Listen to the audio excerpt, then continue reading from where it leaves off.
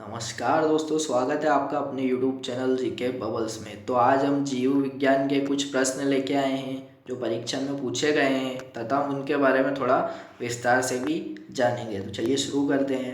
WBC का मुख्य कार्य क्या है? तो उसका सही जवाब होगा रोग प्रतिरोधक क्षमता बढ़ाना, मतलब रोगों से लड़ने में हमारे शरीर को सक्षम बनाना।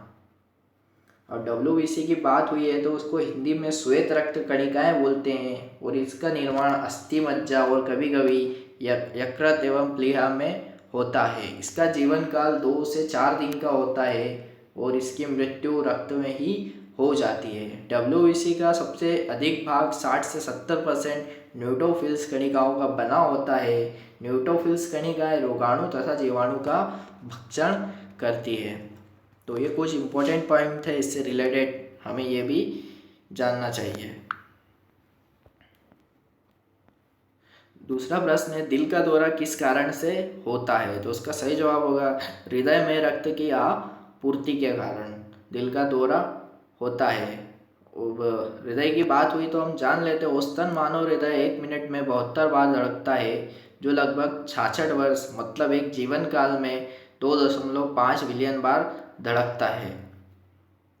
मनुष्य का दिल 1 मिनट में 70 मिलीलीटर रक्त को पंप करता है तथा एक दिन में 7600 लीटर तथा एक अपने पूरे जीवन काल में 200 मिलियन लीटर रक्त पंप करता है।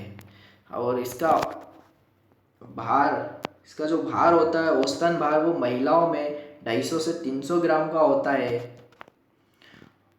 और पुरुषों में 300 से 350 ग्राम का होता है। तो ये भी प्रश्न बनता है, तो हमें ये भी याद होना चाहिए।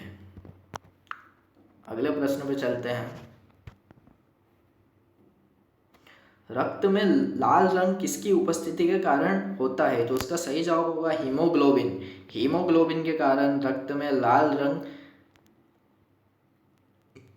होता है और हीमोग्लोबिन में एक हीम नामक एक रंजक होता है जिसकी वजह से इसका रंग लाल होता है और ग्लोबिन एक लोहा युक्त प्रोटीन है।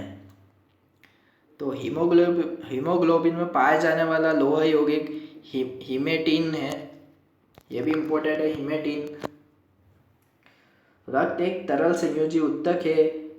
मानव शरीर में रक्त की मात्रा शरीर के भार का 7% होती है और रक्त का pH मान 7.4 होता है। रक्त में 2 प्रकार के पदार्थ पाए जाते हैं, प्लाज्मा और रुधिराणु। तो ये सब हमें नोट करना है और याद करना है। ये चलते अगले प्रश्न पर। मानव हृदय में कक्षों की संख्या कितनी होती है? तो उसका सही जवाब 4। मानव हृदय में कक्षों की संख्या 4 होती है। सर्वग्राही कौन सा ब्लड ग्रुप होता है? तो उसका सही जवाब होगा ए और बी। सर्वग्राही मतलब ए बी ब्लड ग्रुप वाले कोई से भी ग्रुप का ब्लड ले सकते हैं और सर्वदाता ब्लड ग्रुप ओ होता है।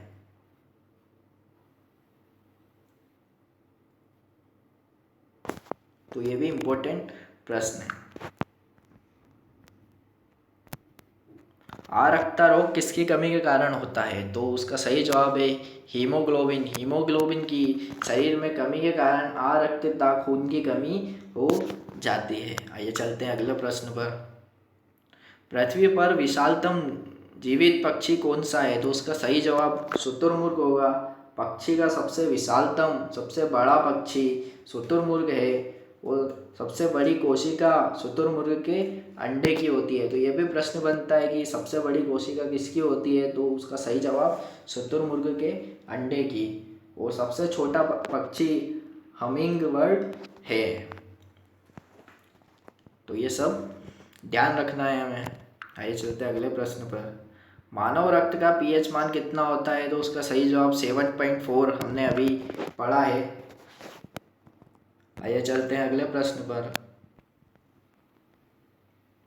लाल रक्त कणिकाएं RBC का निर्माण हमारे शरीर में कहाँ होता है? तो उसका जवाब अस्थि मज्जा। अस्थि मज्जा में RBC लाल रक्त कणिकाओं का निर्माण होता है और भ्रूण अवस्था में इसका निर्माण यकृत और प्लीहा में हो सकता है। इसका जीवन काल 20 से 120 दिनों का होता है।